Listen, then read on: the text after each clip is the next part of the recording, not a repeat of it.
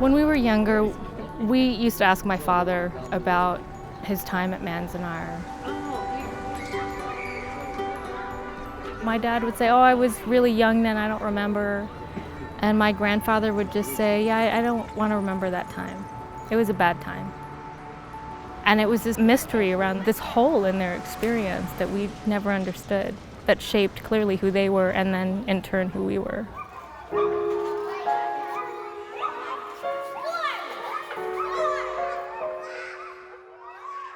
In 1942, 120,000 Japanese Americans were rounded up and sent to relocation centers across the United States.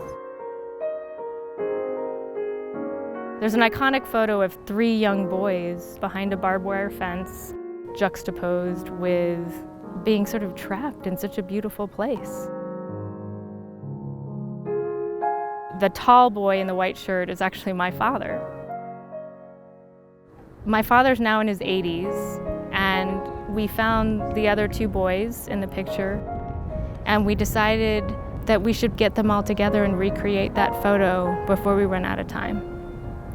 When I came to Manzanar, that was in 1942, and I had just turned 8 years old. My parents, after the war broke out, were very afraid of what the authorities would think of their allegiance.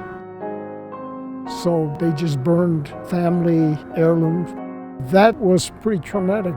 I guess you'd call it the tragedy of having your government do this to you.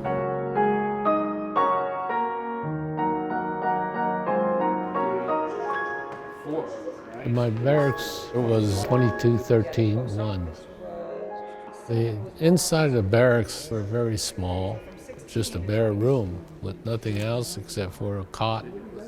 When you had a dust storm, sand would come up through the openings.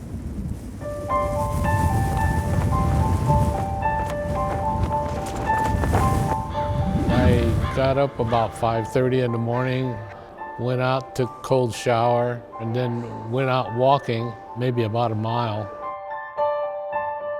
I'd come back and go for breakfast, be at the mess hall about 7:30. As a community, we came together as we had to survive. It was a strong community. I was neighbors with Bruce.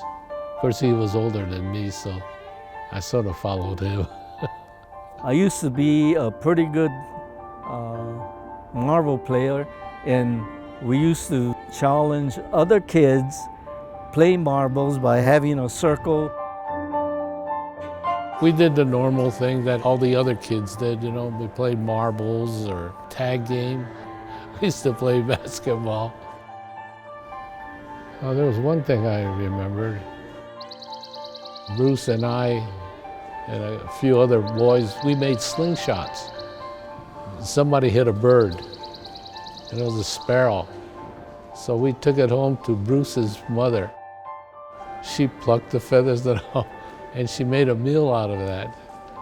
So all of us, and there was about 6 of us, you know, feeding him on that little tiny sparrow.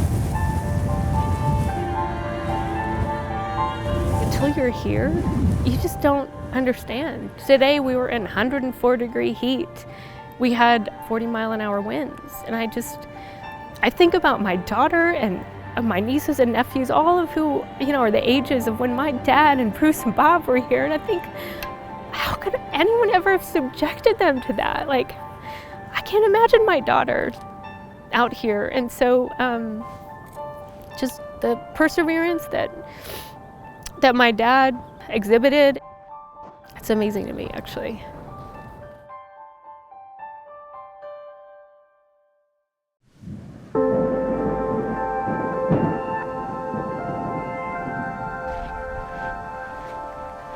Before we came, it's kind of silly, but I sort of prayed, I guess, to my grandfather who was in the camp.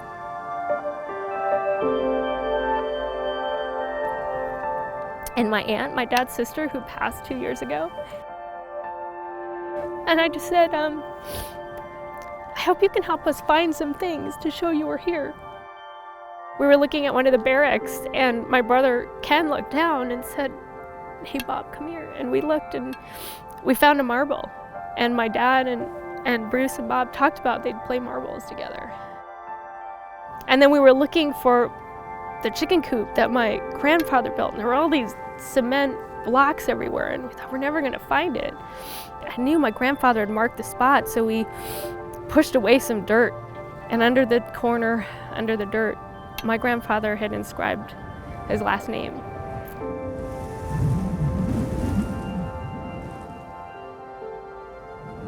I think that visiting Manzanar 70 years later is relevant today because it brings to mind what it means to be an American. In some ways, it's ironic because in 70 years, there's a lot that's changed, but there's also a lot that hasn't.